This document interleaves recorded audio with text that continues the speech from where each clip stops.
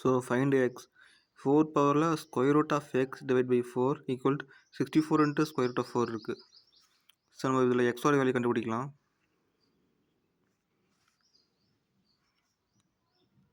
So இந்த 64 வந்து உங்களுக்கு தெரியும் 2 பவர் 6 நம்ம 64 எழுதியிருக்காங்க. ஸோ இப்போ 64க்கு பதிலாக 2 பவர் 6 போட்டுக்கலாம். இங்கே ஸ்கொயர் ரூட் ஆஃப் 4 இருக்குது. இதுக்கு நம்ம ஒரு ரூட் எடுத்தால் 2 வரும்.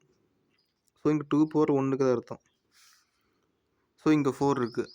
நம்ம வந்து 2 ஸ்கொயர் தான் 4, அதனால் 2 ஸ்கொயராக மாற்றிக்கிறோம். 2 ஸ்கொயர் அடுக்கில் இன்னொரு root power x divide by 4 இருக்குது. ஸோ இங்கே கீழே வந்து 2 சேமாக இருக்குது. ஸோ மேலே கூட்டிக்கலாம். 6 + 1 7. So 2 power 7. இங்கே அதே மாதிரி தான். இங்கே 2 வச்சுக்கலாம். இங்கே வந்து இது கேன்சல் பண்ணிக்கலாம். 1 2 4. ஸோ 2 பவரில் square root of x divide by 2ன்னு வரும். இங்கே கீழே 2 சேமாக இருக்குது. இங்கேயும் 2 சைடும். ஸோ அப்போனா square root of x divide by 2 equal 7 வரும்.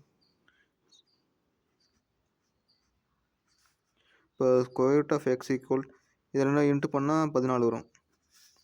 ஸோ இங்கே இருக்க அந்த ரூட் இங்கே போனால் ஸ்கொயராக மாறிடும். So X equal 14 square. So 14 square 196. So எக்ஸோட வேல்யூ இதுதான்.